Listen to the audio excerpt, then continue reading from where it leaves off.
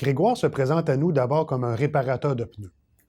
Mais lorsqu'il se présente à des patients, il se présente à eux comme étant l'un des leurs.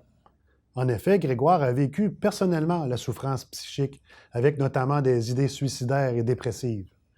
Il relate sa rencontre avec un prêtre qui l'a beaucoup soutenu et qui organisait des voyages à Jérusalem, ce qui a amené Grégoire en pèlerinage à Jérusalem. C'est là qu'il a commencé à sentir pointer une vocation pour lui aussi ajouter sa pierre avec un projet de groupe de prière avec son épouse. Ce groupe s'est rendu dans un hôpital général où Grégoire a vu un groupe de patients totalement abandonnés, dit-il, sans aucun soin. Ceci s'explique notamment par le fait qu'il n'y a pas d'aide sociale au Bénin et donc que pour avoir des soins, il faut pouvoir les payer ou pouvoir compter sur quelqu'un qui puisse les payer. Avant de commencer à prier, il fallait d'abord démontrer de l'amitié et s'occuper de ces gens. Grégoire insiste sur la foi qui l'anime. Il parle aussi d'une rencontre marquante pour lui avec une personne en détresse, complètement nue, qui cherchait sa nourriture dans les poubelles et dans les rues. C'est là que tout a commencé, dit-il, soit son intérêt particulier pour la santé mentale, alors qu'avant, il s'intéressait à tout type de maladies.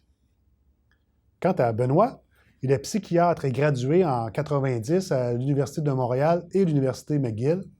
Il a travaillé en milieu hospitalier général dans le secteur psychiatrie adulte. Sa pratique consistait beaucoup à être consultant auprès des médecins de famille selon une approche de psychiatrie communautaire, le Community Psychiatry. C'est en 2010 qu'il a entendu parler par hasard à la radio de Grégoire et de la situation de la psychiatrie au Bénin. Il est allé le rencontrer lors de la conférence de Grégoire dont il était question dans le reportage radio et depuis, Benoît se rend au Bénin chaque année. Il a beaucoup voyagé avec Grégoire dans les différents centres au Bénin, en Côte d'Ivoire, au Togo et au Burkina Faso. Il a pu voir les centres de réhabilitation de la Saint-Camille où les gens apprennent un métier en guise de prolongement de leur traitement d'urgence psychiatrique. Ce fut une révélation pour Benoît de voir autant de pères aidants, soit des aides-soignants qui proviennent des rangs des usagers et anciens usagers. Grégoire explique que chez lui, en Afrique, il n'y a pas beaucoup de moyens. Il apportait à manger aux malheureux avec son épouse et il s'est ensuite dit qu'il fallait aller plus loin. Il a commencé à regrouper des malades et un jour, faute de pouvoir payer la cuisinière chargée de préparer les repas, il a réuni la quarantaine de personnes qui étaient là pour leur expliquer la situation. C'est alors que l'une d'entre elles a expliqué qu'avant de tomber malade, elle faisait à manger elle-même à la maison. Grégoire a alors compris que la meilleure manière de les aider était de leur confier des responsabilités. Ils ont commencé par cuisiner, puis les plus en forme d'entre eux ont poursuivi en se mettant à laver les plus faibles. Et à mesure que les choses progressaient, certains se sont rappelés le métier pour lequel ils avaient suivi des études auparavant. Certains de ces métiers étant du secteur de la santé. Quelques-unes de ces personnes sont donc ensuite retournées par faire leur formation pour revenir comme aides-soignants une fois celle-ci complétée, pour donner par exemple les médicaments.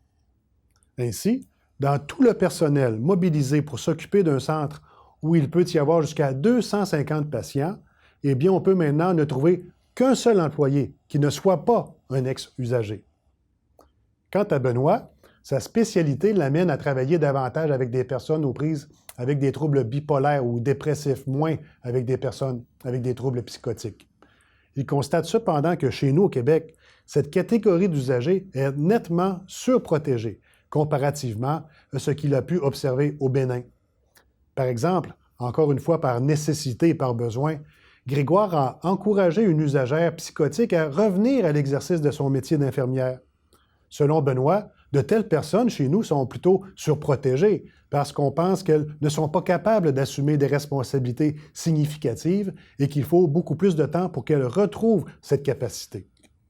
Au Bénin, elles sont beaucoup plus rapidement remises au travail, avec pour effet que cette activité puisse contribuer à endiguer certains symptômes comme l'apathie généralisée et qui, de toute façon, ne se soignent pas bien avec les médicaments d'aujourd'hui, lesquels peuvent être cependant efficaces pour traiter d'autres symptômes comme les hallucinations auditives, par exemple.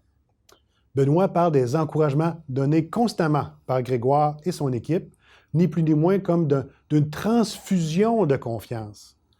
Les médicaments et les traitements seuls n'ont pas les mêmes effets sur ce plan.